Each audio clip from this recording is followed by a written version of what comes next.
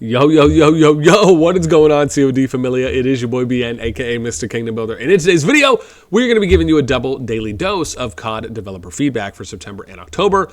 I'm pretty excited. The first topic is server migration. You already know I'm getting giddy inside. As always, if you enjoy the content, make sure you throw us up because it helps out a lot.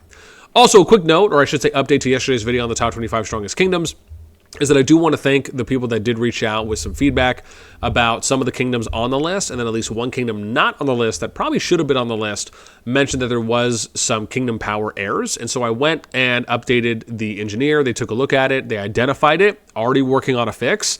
And so the plan going forward is going to be to release a updated version of the top 25 strongest kingdoms that does hopefully list off everyone accurately, where I'll also be doing full reviews going forward for each, and just not kind of a partial like we did this time around compared to what I would usually be doing, which is a full review, or I guess in this case kind of a double check for when I'm manually pulling the data.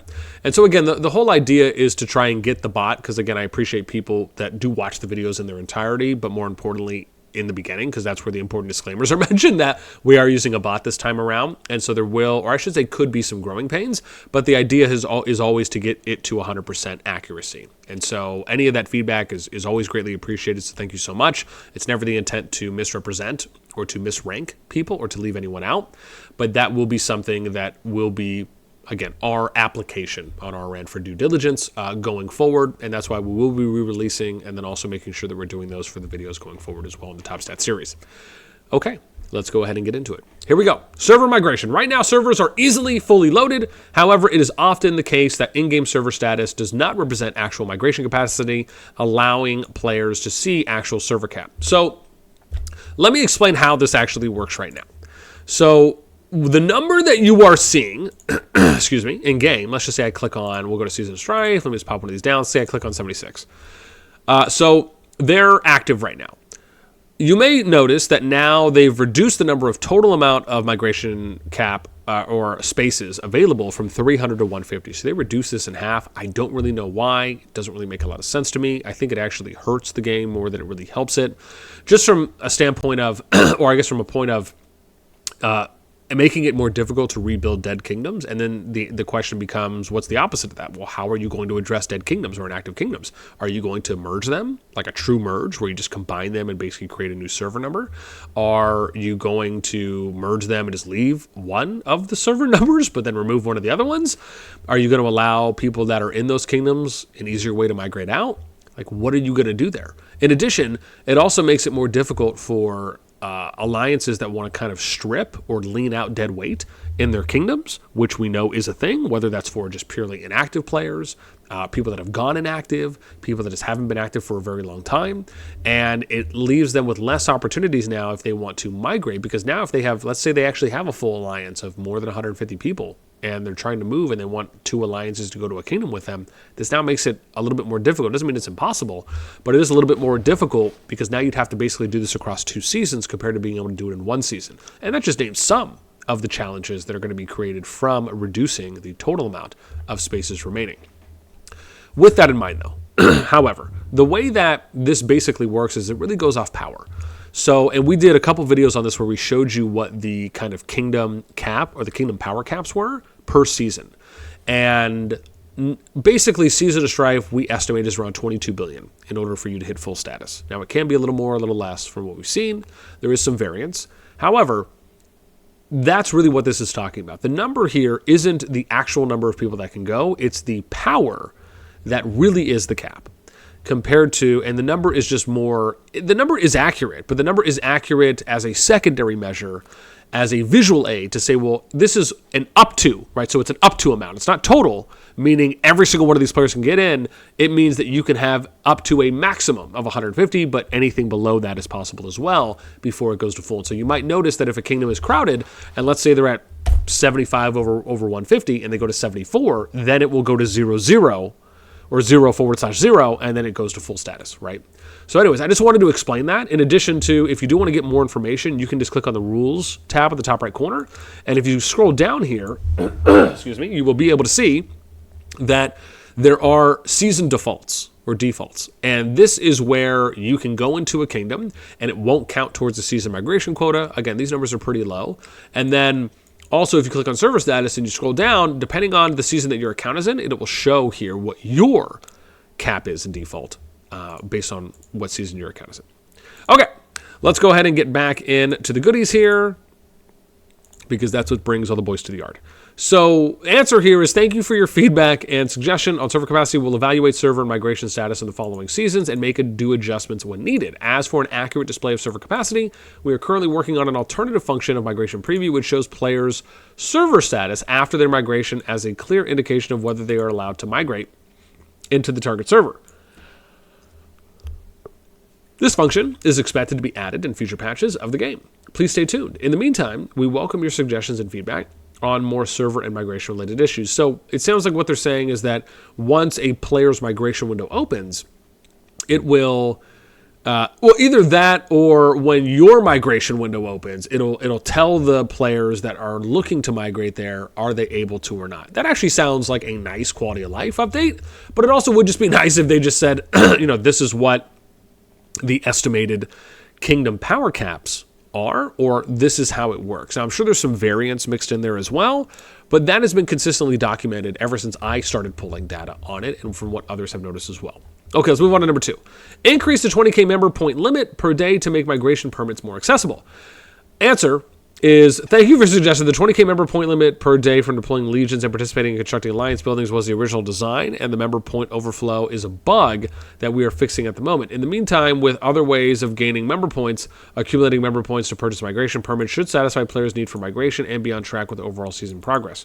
Currently, we do not plan to increase that limit, but we will continue to observe and evaluate as well as take in players' feedback to be ready and make changes when needed. Thank you for your understanding. Okay, so let's show off a screenshot that I took, and shout out to Nuth, or Nathir, who did post this, which is saying that, and this was back when the previous patch hit, about 1.0.30.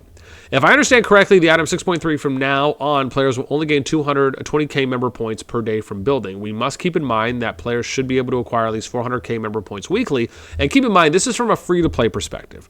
So even though, yes, it does apply to everyone, there is a free-to-play attachment or asterisk there that always needs to be front of mind.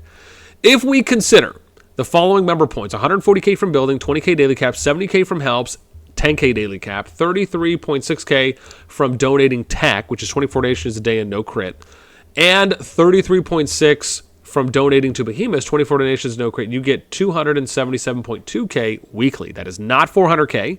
If half the donation to tech and Behemoth crit times 2, which I still think is probably a little bit higher than what would probably normally happen, we are still talking about 310.8k weekly. Not to mention that older servers have problems donating helps and the process requires being online. Basically just saying, please review the member point system. So, and the thing is that if you go in and you look at how you can acquire member points or alliance credits, as we in the normal universe call them, member points can be acquired through various activities, such as donating, alliance tech, training behemoths, receiving alliance help, or constructing alliance buildings. You use points to buy these. Now, yes, is it nice that it appears that, I can't remember if they said like migration permits will stack up to 5, or you're getting 5 per. I feel like I read somewhere where it stacks up to 5, but then it resets for the 1 each week. However, the point here is that you are not able to basically get enough member points to get one a week unless you buy bundles for passport permits. So again, the feedback here just doesn't make sense to me, respectfully. You need to be able to get at least 400k, and I don't mean exactly 400k. They should make it to where you could get 450k, right? Like give them a little margin there to where you don't have to do everything 100% of the time. Like just being active 90% of the time will get you to 400k, right? But if you want that little bit extra and you want to be a little bit more active, cool. That to me is how it should be. The fact that it is not that at the moment is incredibly disheartening. Like it just feels like such a slap in the face to say that, oh, we're coming out with this system, but we're not going to give the people that are unable or just do not want to spend money on the game, we're not going to give you the same equality that we're going to give, which is really more of an advantage for people that spend money on this front. I can understand other areas or having spending opportunities there. But the fact is that every single player, especially the free-to-play, should be able to acquire these in the timely manner that you are setting forth. I mean, this is just such a blatant level of disrespect, respectfully, that I think anyone would have to agree with. Like, it's just shocking to me that the design of the game is utterly disrespecting the player to a point of basically saying, well, the only way you're going to get this is if you spend money. And I'm saying that that's how it feels. That's how it looks. We don't want it to feel that way. We don't want it to look that way.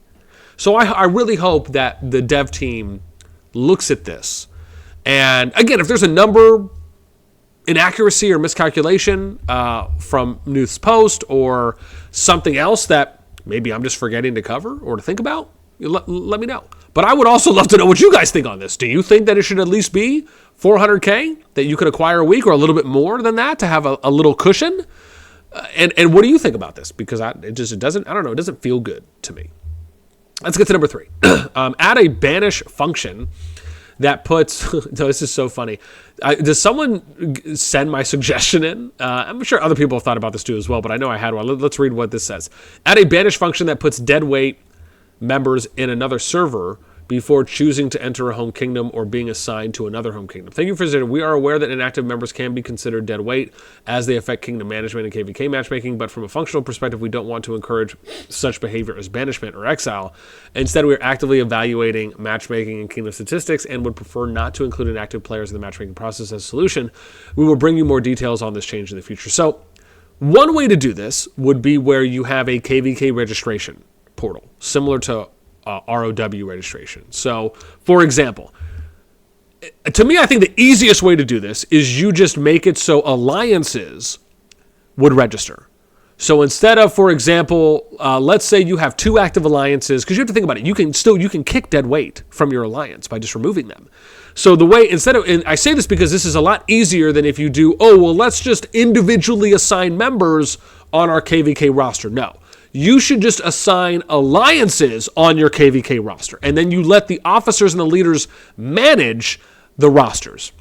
So if they need to remove players or get people into certain alliances that are going to be on the KVK matchmaking roster or registration list, then do it that way. That, to me, I think is the easiest way to do it, so that way it doesn't matter. However, the other challenge is that you're still not addressing another root issue, which is what happens when those inactive players have gone inactive, but it's affecting your migration possibilities and your server status. So you also have to consider that is if it ends up being 30 days, or if it's 3 or 4 weeks, whatever the number is, until they no longer apply, or their account is not factoring in to kingdom power and to what the migration status is going to be.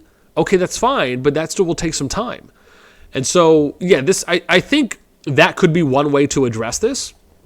The way I had always envisioned the kind of exile or banish function would be more of if you had the True Silent still there in the home kingdom, like they added that back in, and then you could banish or exile 1 person a month, right? Like it couldn't be 10 people immediately. So I think it would be like 1 person a month.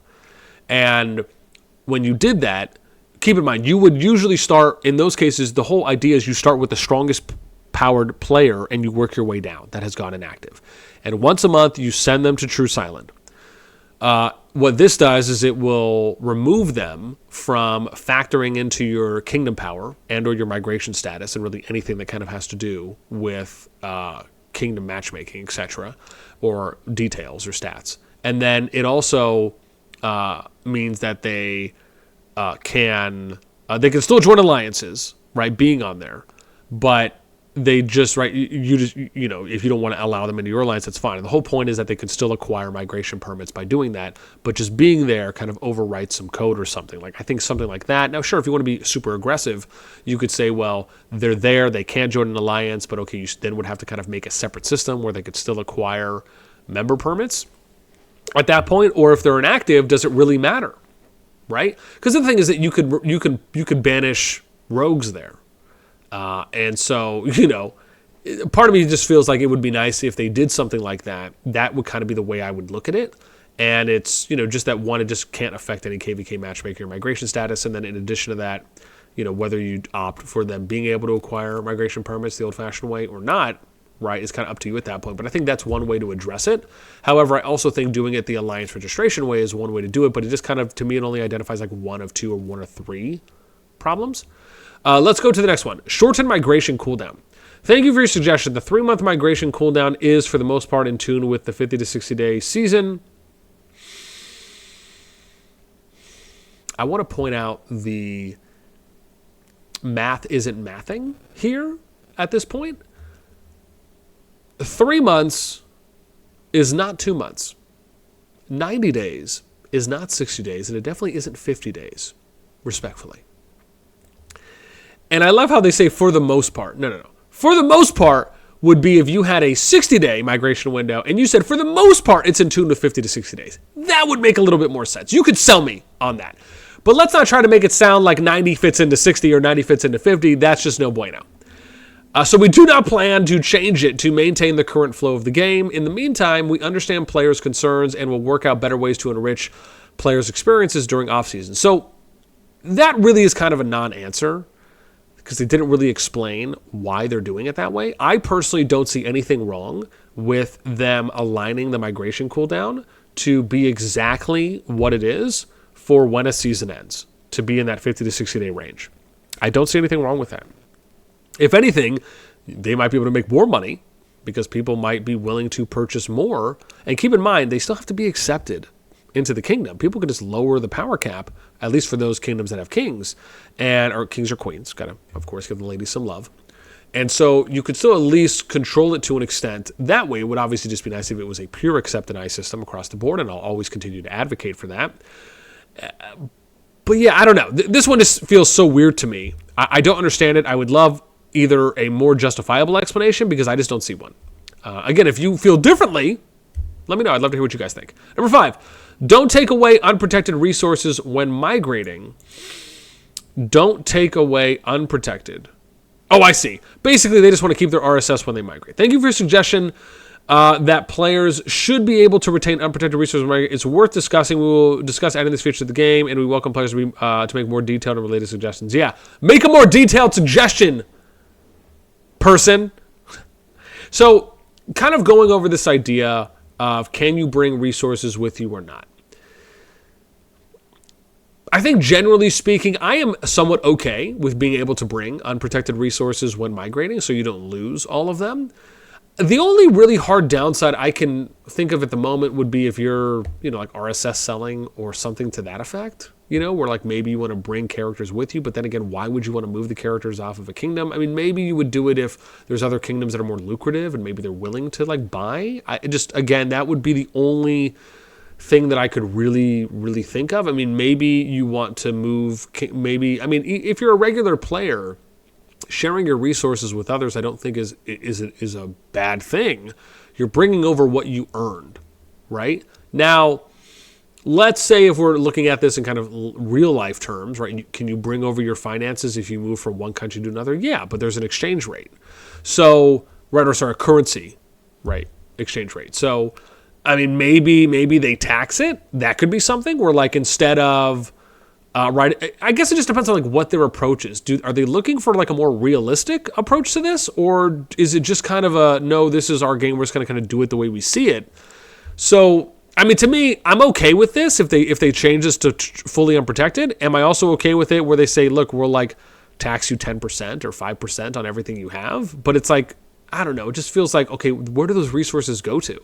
Now, what could be cool is if they did like a lottery type thing in game, where people could buy a ticket for a lottery and they have a chance to win resources. That could be a dope idea, right? So just like you have a lottery in, whatever country you live in, if you have one, right? Players from around the entire game or you can do it per server, where people can they can pay resources at a shot of winning a large bulk amount of resources. That could be a cool idea, I think. Maybe you could do a little bit more with that too as well. I'd love to know what you guys think on that one. Okay. I also want to point out, I really like how they're categorizing these as game sections within the dev feedback. Now we're getting to gameplay content. I told you, man, this is going to be a long one. Allow players to see power ranking instead of making the ranking only available to the top 200 players. Thank you for your... I mean, this is a good suggestion. I like how they're really getting good suggestions and giving feedback to good suggestions here. So in our design, power ranking should only be restricted during Season 1. The situation where only the top 200 players outside have access to the ranking outside of Season 1 should be an in-game bug. We will fix it to make the ranking available to all players. We are truly sorry for the inconvenience. Yeah. In addition to this, I didn't realize that was a bug because, I mean, I noticed that pretty early on just because of the fact that I make accounts all the time. But I didn't really understand like why that was happening. In addition, I wish someone would say, look, can we get more than 200? Can you go down to like the top 1,000? That would be awesome, or at least the top 500. Something a little bit more. Give war pet damage display a distinct color. Ooh, interesting. Thank you for your suggestion on the color of war pet damage display. We have also found it necessary to make it distinct from those of other sources of damage to help players have a clear view of how their war pets are performing during battle. We will make relevant changes in future updates. That's nice. I actually think that's a good suggestion. Remove Bastions is too overpowered at the moment. Man, the Bastion thing, dude. Look, man, my thought on the Bastion thing is I just think it slows down the gameplay. I just think it just needs to be having more open field. The fact that, and I think it's more so that the Bastion acts as a flag for me, is that it creates this thing that you absolutely have to address compared to it just acting like a keep or a turret or a barricade, right? That, sure, you might need to address it, but it's not something that you immediately have to address in order to move to the next area, right? You could technically avoid it, but again, it just... I'm curious what the response is going to be here. The addition of Bastions was to give players new options when attacking and to increase troop consumption. Oh, I'm sure it was. I'm sure you wanted them to increase troop consumption. I see what you did there. As they would become the target of rallies against the garrison. Oh, I'm sure you wanted that to happen because that would incur deads. As of now, we have also noticed players' feedback on Bastions causing too many casualties and too difficult to remove, to the point that the open field battle experience is negatively impacted as they are constantly... Oh, wow, this seems like it's going to be good feedback. As they are constantly rallied in garrison. From our side, we want to retain the strategic flexibility Bastions bring while not taking away the fun of open field battle. So removing Bastions will not be our go-to solution to this problem. Instead, we will take a closer look at Bastions and listen to more player feedback and suggestions to see how we can improve alliance constructions. Thank you. I mean, we get it. Bastions incur deads. It also stalls out gameplay and makes it so that way it removes some of the open field, at least in those moments when you are specifically targeting the Bastions. And it incurs more dead, which means people have to spend money or on resources to heal or buy more troops. So, yeah, look, man, my view on this is simple. The fact is that wars do not last as long as they should be. And that is partly due, if not largely due, to, one, the amount of features in the game that will stall out, delay, or limit open field combat. And then number two, the fact that the game is generating more ways to incur dead troops. We don't need more ways to incur dead troops right now. We need more ways for players to get a larger amount of troops that will increase the length and duration and engagement of battles and war in the game. And right now, if you look across KVKs per zone, you're probably looking at like 2 to 4 days of PvP on average. So that's only if everyone's kind of going all out when those zones open. Now, some of those numbers might have changed and potentially have lowered with now deads being incurred, depending on how many deads are being incurred, which could also disincentivize players from participating as much. I'd have to look at some of the recent data, but from what we've usually seen across KVKs, that has been somewhat of a kind of standard or stable average. And the idea here, and keep in mind, one zone might have more increased PvP or less than another. Again, I'm just kind of talking about KVK averages as a whole. And then there's been some KVKs where, you only see a couple days of total PvP. And that's normal too, sadly. And so, again, I'm not saying Bastions is like the bane of existence and it's causing all of this, but it's not necessarily helping. And I'm really happy to hear that they at least acknowledged. I will give the devs this. I do appreciate them acknowledging the feedback and that the feedback isn't all entirely positive, right? Rather the opposite. And they were willing to say that. So I do think that is a good first step. And maybe they'll find a way to make the Bastions a little bit easier to either address or maybe just make them a buildable structure that is not a flag, right? Something like a keep. Okay, let's move. Number 9, add more dragon-related elements to the game to fit the title better and add more factions. Thank you. We understand that players have been wanting more content, especially dragon-related elements, more factions, etc., to have more thematic and captivating Call of Dragons experience, whether during KVK or off seasons. We have got your suggestions and are carefully planning and preparing for such additions to make sure when new content is added, it's going to be of high quality and does not dramatically affect the current ecosystem. But we can assure you that exciting new content is going to be introduced in future updates of the game, so maybe in the next one, maybe in 0.32 or 0.33 at the earliest. The pet party, now we get to events. The pet party event is awesome, make it more frequent, and allow players to exchange more pet capturing chances with CP. Thank you for visiting. We are glad that you love the pet party event. It is definitely an event in which we hope that the players can have more chances of capturing powerful war pets to increase overall power and gain an advantage in battle. Oh, I'm sure people would want that to happen more often. At the moment, the frequency of the pet party event alongside with capture limit per day aligns with our vision and expectation for the war pet system. As a result, we do not plan to adjust in the near future. However, we will continue to evaluate. Okay. I'd be curious to hear from those of you that are very active in doing pets, not myself. Do you think that this event should be happening more frequently? And if so, how frequent do you think it should happen? Number 11, give players a way to consume surplus Eliana puppets. Isn't that the same thing as being able, this is like the same thing as being able to do RSS transfers, being able to do exchanging gold sculptures or legendary sculpture heads, right? This is just kind of another thing that's falling into that, I have an excess of this and I need a way to address it. We also notice that right now a lot of players have superfluous.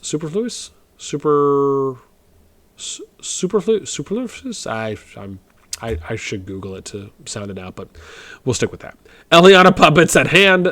We feel like allowing players to consume them would be nice, as these puppets do seem a bit useless at the moment. Discussions will be had to find a proper way to do so. Okay, nice.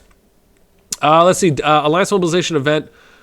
Make Alliance Mobilization event Kingdom Mobilization. Oh, cool. Thank you for that. As a relatively new event, we hope that Alliance Mobilization could be one where members of an alliance grind together to unlock higher tiers of rewards and increase individual as well as overall performance. As a result, we do not plan to extend this event to a Kingdom event at the moment. So this is, I think, actually think it's a great suggestion, regardless if it's exactly like Alliance Mobilization. So in Infinity Kingdom, they had this event called Titan Tula, where basically everyone in the kingdom can get together and fight against 3 giant spiders that are randomly dropped on the map.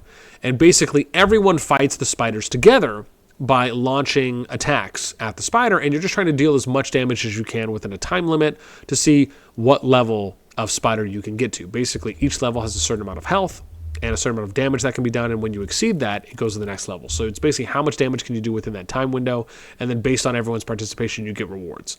So I'm not saying they have to do something exactly like that. It could be something else, but I think them adding in kingdom-wide events where all the players can participate, because right now you have to understand that if you really want another layer of community to be established within a kingdom, and also to give people that are in that kingdom more enjoyment, where they feel like, I'm really a part of a community, a kingdom-wide community, and not just my alliance group. Like, your alliance is kind of like your clique, right? It's your individual group, and not everyone is necessarily a part of that or feels a part of it. And that's not meant to say like that's done on purpose. It's just kind of a passive view of, if I'm in this other alliance and you're in this other alliance, it's not like we coordinate or we talk every single day, even though maybe we can in Tamaris or World Chat or on the Kingdom Discord. But being able to have events where everyone in the Kingdom can be a part, I think that's really what the game is missing, at least in one area. So I do think this is a great idea. Now let's get to resource and rewards.